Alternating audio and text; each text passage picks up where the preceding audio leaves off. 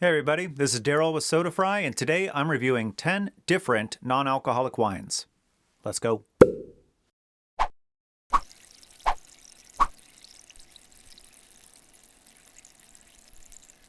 I recently connected with the team at Misty Cliffs and Lautus wines. They make high-end de-alcoholized wine under 2 different labels, and they wanted me to give them a try. Misty Cliffs and Lautus use a de-alcoholization process called spinning cone columns that gently removes the alcohol through the use of centrifugal force under vacuum. The aromatics and alcohol are extracted through the fine vapors in the spinning cones, with the aromatics added back to preserve flavor. Since there's very little heat involved, the flavor is preserved, and this also makes the wine very low calorie, especially when you don't add back sugar to compensate. I don't have a background in traditional wine, so you can take my reviews as a first impression. My goal here is to try a lot of different things and just see what I enjoy. With that being said, let's give it a whirl. I'm going to start off with the Lautus wines first and then move over to the Misty Cliffs. Let's start off with the Lautus Chardonnay. Now, I don't know anything about Chardonnay, but it feels like the wine equivalent to Grey Poupon mustard. It looks fancy, but it smells a little sour and bitter. That specific smell reminds me of a close talker at an open bar networking event. Notwithstanding that first impression, it was very balanced. Tastes like really nice white grapes with some floral notes. After some initial tartness, it finishes very sweet and smooth. Now this bottle made for a very refreshing companion on an afternoon bike ride around my neighborhood. I'm gonna have to urge you to exercise caution while cycling with a glass bottle, but as a reminder, open container laws do not apply to non-alcoholic wine, so this is totally legit. Next up is Lautus Sauvignon Blanc. Another olive bottle, and this one also smelled a bit sour and fermented, so I guess that's not unexpected at this point. The first sip definitely hit those sour notes, and then it sort of evolved into something a bit more tart and lightly sweet. It was complex and interesting. There's a small sting to it like you get with something lightly sparkling, but I didn't see any bubbles at first. I noticed it more when I poured a larger glass.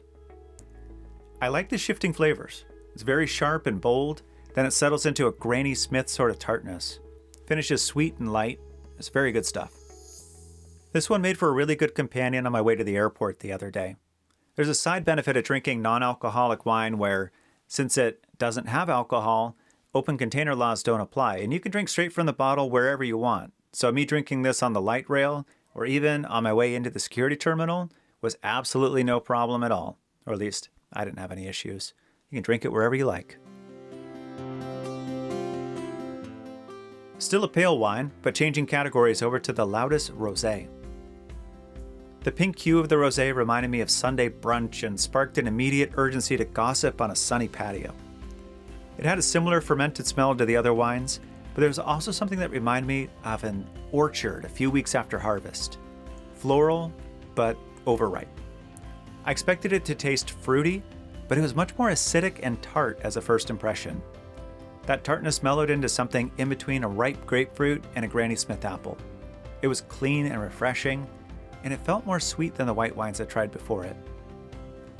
The rosé was good, but would the Lautus sparkling rosé be better? Everything I said about the first rosé remains true, but the carbonation in the sparkling version amplified the smells significantly.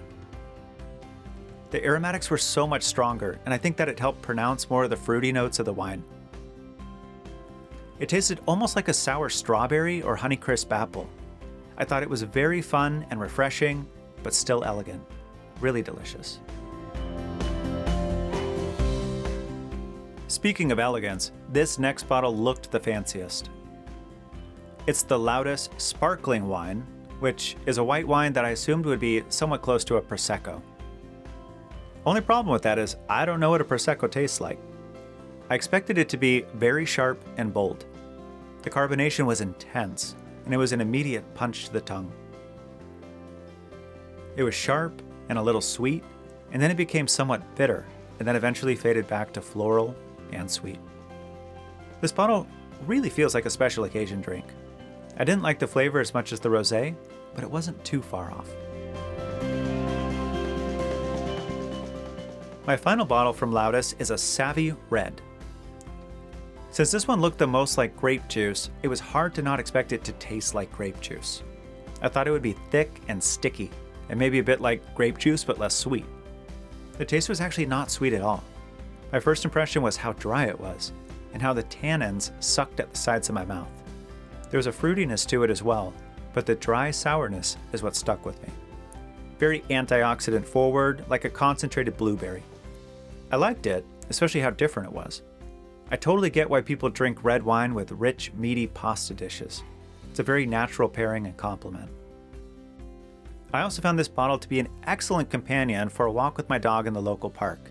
You can't do that with a bottle of traditional red wine, so Lautus is really unlocking a lot of possibilities here. Well, that covers all the Lautus wines, and why don't we shift over to Misty Cliffs? There's going to be a bit of overlap here between the different varieties, but they are still pretty unique.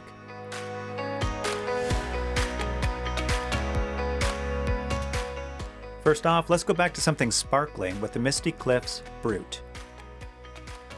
This was another very elegant bottle with a wire cage and emerald green glass. I thought it would be very similar to the Lautus Sparkling White, but it smelled much fruitier. The bubbles were really intense and almost stinging on my first sip. This faded into a flavor similar to slightly unripe apple, but it was complex and really vibrant. It's another party in a bottle. I really found these sparkling wines easier to enjoy than the still wines, but I blame that on a lack of experience. Up next is another red, but it's blended. This is the Misty Cliffs Cabernet Sauvignon Merlot. This one was similar to the Lautus Red in a lot of ways, especially the fact that they're both red. I was very confident about that, but less confident about some of the other subtle differences. The dry tannin experience was about the same, but this one seemed to have a bit more complexity in the fruit flavors, somewhere between a black currant, grape juice, and pomegranate. Those are all in a reasonable range with each other. I'm just struggling to identify which one was more prominent. I liked it. It was dry and rich, and once again, I could see it pairing perfectly with an Italian dinner. It also made for a refreshing interlude during a dull Zoom meeting. Since it's non-alcoholic, it's totally appropriate to drink a bottle of red straight from the bottle during your afternoon team sinks. Whatever gets you through the day. Misty Cliffs also has a Rosé, and that's the next one on our list. The color and smell were on par with the other Rosé I tried, but the flavor of this one was a bit different for me. It was light and crisp, but it had more of a strawberry vibe, and I really enjoyed it. It tasted sweet without actually being sweet, and that made it super approachable for me. There was a sourness to it that kept it feeling like a grown-up beverage, but this is another one I'd be tempted to bring out with a light meal, maybe a melon party. I guess I'm a rosé guy. The last bottle that I tried is the Misty Cliffs Sauvignon Blanc. This ended up being one of the more complex white wines that I tried, and there was a lot that I liked about it. It wasn't nearly as tart as I thought it would be given the initial smell, and the flavor blended somewhere between peach, pineapple, and grapefruit for me. It was still a touch sour, but it balanced with all those hints of fruit. I enjoyed it so much that I took the bottle with me on a drive across town to pick up some pizza for my family. And while driving and drinking a bottle of non-alcoholic wine isn't technically illegal, it's probably inadvisable. I didn't have any problems, but I can't promise that you wouldn't. Please attempt at your own risk. I had a lot of fun trying these 10 different non-alcoholic wines, or I should say de-alcoholized wines, and I'm really appreciative to Misty Cliffs and Lautus for sending me those samples to try. My overall impression is these are a really good alternative when you need an adult-type beverage for a social setting or a special meal, something along those lines, but you either can't have the alcohol or don't want the alcohol.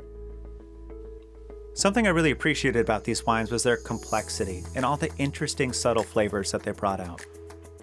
Misty Cliffs and Lautus made a very deliberate choice to not add back sugar or artificial ingredients to compensate for what might be missing from the removal of the alcohol.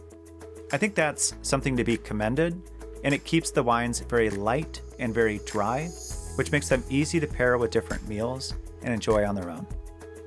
As someone that doesn't drink traditional wine, I can't promise that these wines are going to be apples to apples comparisons, or I guess I should say grape to grape comparisons to the traditional counterparts, but what I can tell you is that I really enjoyed them. And the ones I enjoyed the most were the sparkling varieties as well as the rosés. Please subscribe to this channel for future updates about non-alcoholic beverages and other food-related content. If you enjoyed this video, please give it a thumbs up and let me know if there's something else you think I should try. If you didn't like this video, please give it a thumbs up ironically and tell all your friends to hate watch it.